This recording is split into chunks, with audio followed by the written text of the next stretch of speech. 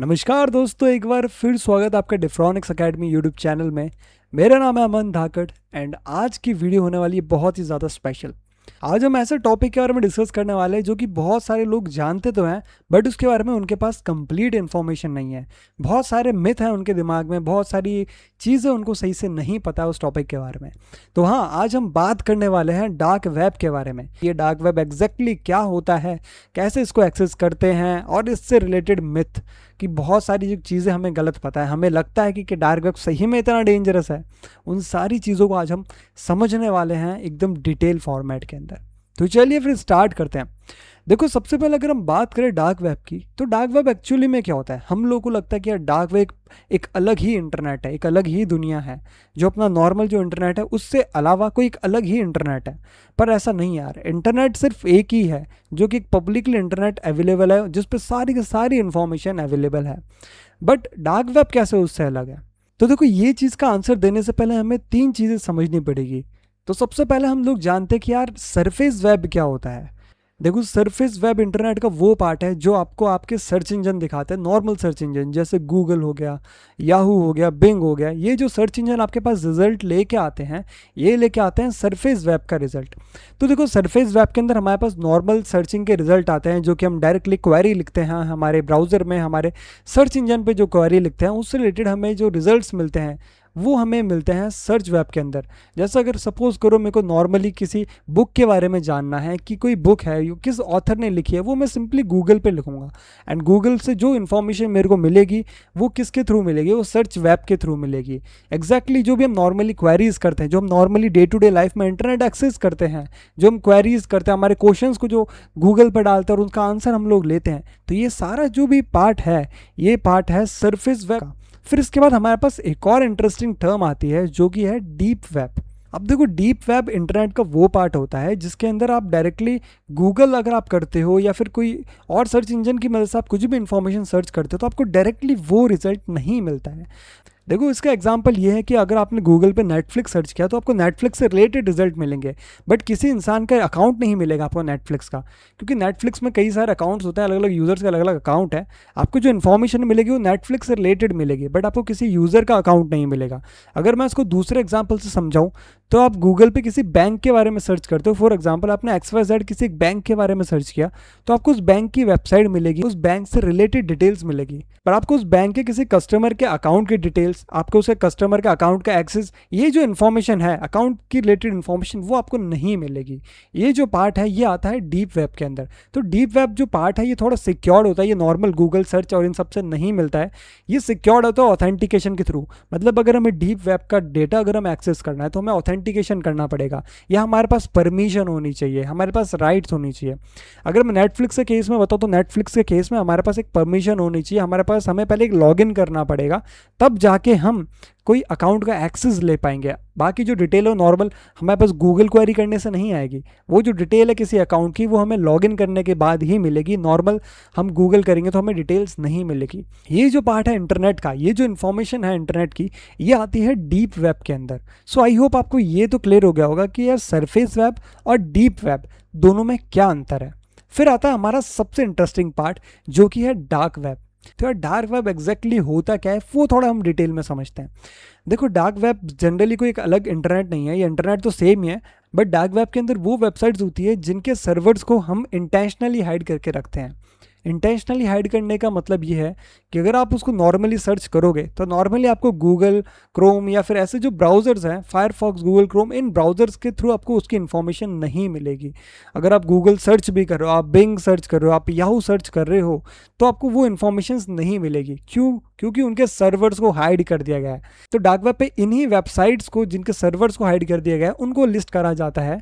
So dark web को access करते कैसे? इसको एक्सेस करते एक स्पेशल ब्राउज़र की मदद से जो कि है टॉर ब्राउज़र। अब ये टॉर ब्राउज़र कोई एक अलग चीज़ नहीं है, टॉर भी एक नॉर्मल ब्राउज़र ही है। ये जो ब्राउज़र है इसके अंदर भी हम लोग अपनी नॉर्मल सर्च क्वेरी डालते हैं, हम लोग चीज़ें सर्च करते हैं, एंड टॉर ब्राउज़र भी हमें ऐसे ही रिजल्ट शो करता है जैसे बाकी ब्राउज़र करते हैं। पर इसमें स्पेशल क्या है यार? टॉर ब्राउज़र पहली बात तो बहुत ज़्यादा सिक्योर्ड है, इसमें बहुत ज़्यादा प्राइवेसी है as compared to the normal browsers. अब देखो, टॉर ब्राउज़र की मदद से हम लोग इंटरनेट का वो पार्ट जिसको हम लोग डार्क वेब बोल रहे हैं उसको हम लोग एक्सेस कर सकते हैं, क्योंकि टॉर ब्राउज़र वो रिजल्ट हमें ला के दे देता है जिनको इंटेंशनली हाइड कर रखा है। तो चलिए इसको थोड़ा सा डीप में समझते हैं कि एग्जैक्टली ये टॉर ब्राउज़र है जिसके बारे में हम बात कर रहे हैं, ये एग्जैक्टली है क्या चीज़। देखो, टॉर ब्राउज़र भी बोलते हैं इसको, या इसको कभी कभार हम लोग लेमैन लैंग्वेज में अनियन ब्राउज़र भी बोलते हैं। अगर आप टॉर ब्राउज़र को इंटरनेट पर सर्च करोगे तो आपको एक अनियन का लोगो मिलेगा। अब ये जो टॉर ब्राउज़र है उसको अनियन से क्यों शो किया जाता है वो मैं आपको समझाता हूँ। अगर हम सिंपल एक अनियन, एक प्याज का अगर हम एग्जांपल लें, तो अगर हम प्याज को ऐसे काटते हैं बीच में से, तो हम लोग देख सकते हैं प्याज के अंदर बहुत सारी लेयर्स आती हैं। ऐसे कई सारी लेयर आती है प्याज के अंदर, वैसे ही कई सारी लेयर्स होती है हमारे टॉर ब्राउज़र के अंदर। एंड ये जो 3 लेयर होती है, 3 प्रॉक्सी लेयर होती है। यही वो प्रॉक्सी लेयर्स होती हैं जो कि हमें टॉर ब्राउज़र पे एक सिक्योरिटी प्रोवाइड करती है, हमें प्राइवेसी प्रोवाइड करती है। अभी एग्जैक्टली ये तीनों जो लेयर है काम कैसे करती है वो भी हम समझ लेते हैं। सिंपल क्या होता है कि जैसे अगर हमने टॉर ब्राउज़र डाउनलोड किया एंड डाउनलोड करके टॉर ब्राउज़र हमने अपना स्टार्ट किया, तो स्टार्ट करने के बाद क्या होता है कि आप जब भी कोई क्वेरी डालोगे, आप कुछ भी अगर टॉर ब्राउज़र पर सर्च करोगे, तो जैसे ही आपने सर्च किया तो सर्च करते टाइम सपोज करो आपका जो आईपी एड्रेस है, आपके कंप्यूटर का जो आईपी एड्रेस है वो है 10.0.0.1। ये है आपका ओरिजिनल खुद का आईपी एड्रेस। एंड आपने कुछ भी सर्च किया, कोई भी आपने क्वेरी सर्च करी, एंड जैसे आप एंटर करते हो तो उसके बाद एक सर्च क्वेरी जाती है हमारे सर्वर की तरफ। तो सर्वर पे डायरेक्टली नहीं जाती है। या अगर मैं नॉर्मल गूगल क्रोम का एग्जाम्पल लूँ, फायरफॉक्स का एग्जाम्पल लूँ, या फिर माइक्रोसॉफ्ट एज का एग्जांपल लूँ, तो इनके केस में क्या होता है कि आप जैसे ही कोई सर्च क्वेरी डालते हो, डायरेक्टली जो हमारा रिक्वेस्ट होती है वो सर्वर के पास जाती है। बट टॉर ब्राउज़र में ऐसा नहीं होता। टॉर ब्राउज़र में जैसे ही आप अगर रिक्वेस्ट सेंड करते हो तो आपका जो आईपी एड्रेस है, जो कि 10.0.0.1 हम मान के चल रहे हैं, ये आईपी एड्रेस जाता है पहले टॉर ब्राउज़र के फर्स्ट एंट्री नोड में। जैसे मैंने आपको बताया था, टॉर ब्राउज़र के अंदर 3 प्रॉक्सी लेयर्स होती है, तो इन 3 प्रॉक्सी लेयर्स को हम लोग 3 नोड से समझेंगे। तो जो सबसे पहला प्रॉक्सी लेयर या फिर जो सबसे पहला नोड आता है जिसको हम एंट्री नोड बोलते हैं, तो जैसे ही आपकी क्वेरी एंट्री नोड में जाती है तो एंट्री नोड के अंदर आपका जो आईपी एड्रेस है, जो कि पहले 10.0.0.1 था, उस आईपी एड्रेस को एक और आईपी एड्रेस से मास्क कर दिया जाता है। तो अब जो आपका आईपी एड्रेस हो जाएगा वो 10.0.0.1 ना होके वो आईपी एड्रेस चेंज हो जाएगा, एग्जाम्पल 192.168.0.1।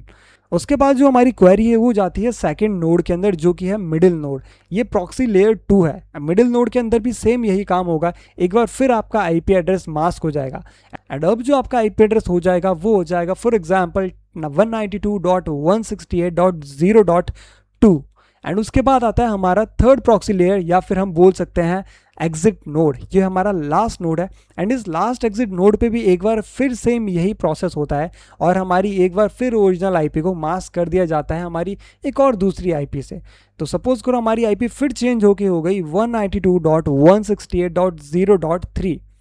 एंड फिर जब हम जो भी रिक्वेस्ट करेंगे सर्वर पे, जो हमारी रिक्वेस्ट जा रही है, तो सर्वर को लगेगा कि जो हमारी रिक्वेस्ट है किस आईपी एड्रेस से आ रही है, 192.168.0.3, जो कि लास्ट हमारे एग्जिट नोड में जो आईपी एड्रेस मास्क किया था उस आईपी एड्रेस से आ रही है।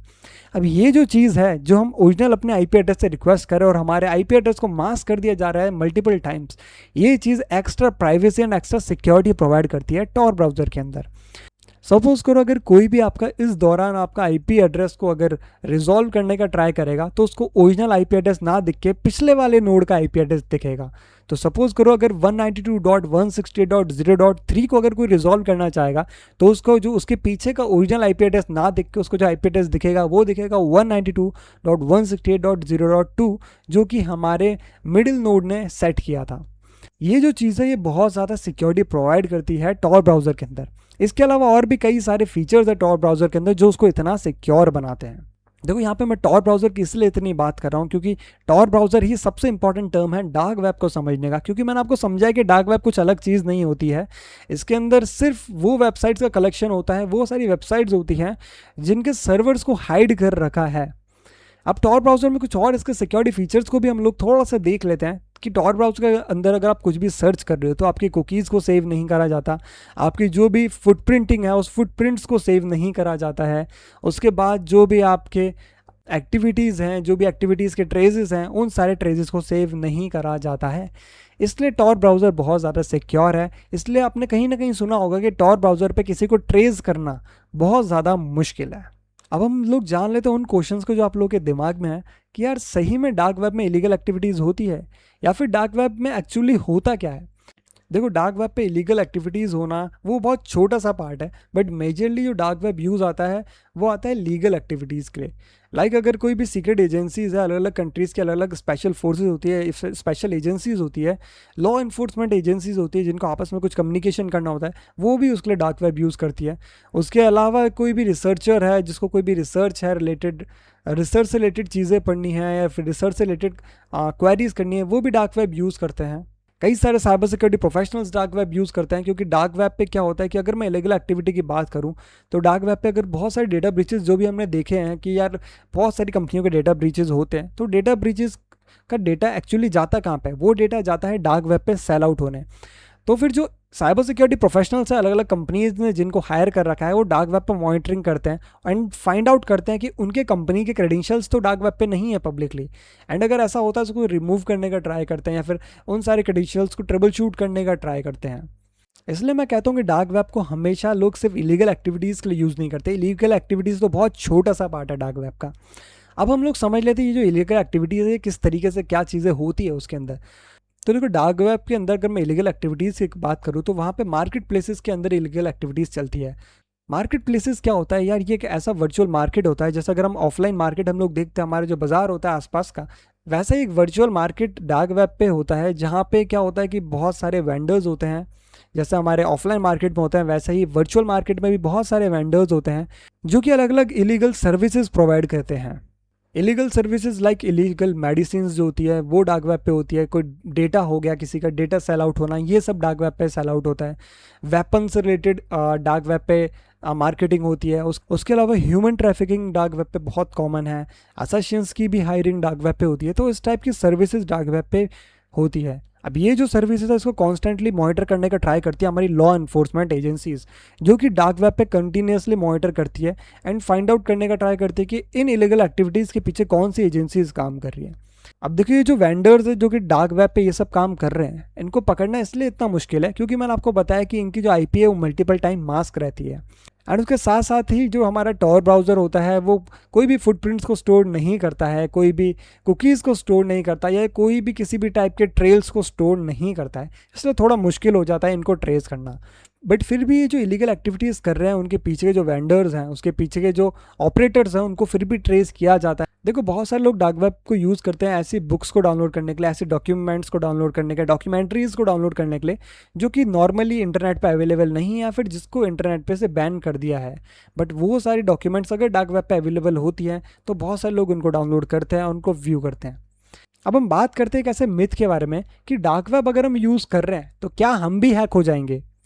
देखो ये वाली चीज़ इस तरीके से काम नहीं करती है। डार्क वेब पे लॉगिन करते ही या फिर टॉर ब्राउज़र पे लॉगिन करते ही, सर्च करते ही आप हैक हो जाओगे, ऐसा कुछ नहीं होता है। टॉर ब्राउज़र भी एक नॉर्मल ब्राउज़र होता है जिस पर आप लोग क्वेरी करते हो। देखो डार्क वेब एक्सप्लोर करने के होड़ में कई सारे लोग कुछ अनियन लिंक्स को विजिट करते हैं। अब एग्जैक्टली में होता क्या है कि बहुत सारी जो लिंक्स है जो कि हैकर्स ने बना रखी है, जो कि एक फिशिंग कैंपेन का पार्ट है। अब लोग डार्क वेब एक्सप्लोर करने के चक्कर में बहुत सारे लोग क्या करते हैं कि बहुत सारे ऐसे स्पेसिफिक कीवर्ड्स को लिखते हैं जिन कीवर्ड्स को वो देखना चाहते हैं, डार्क वेब को एक्सप्लोर करना चाहते हैं। तो उन्हीं कीवर्ड्स से रिलेटेड बहुत सारे डोमेन्स को रजिस्टर करवा रखा होता है हैकर्स ने, एंड उन सारे डोमेन्स पर रन होते हैं बहुत सारे फिशिंग कैंपेन।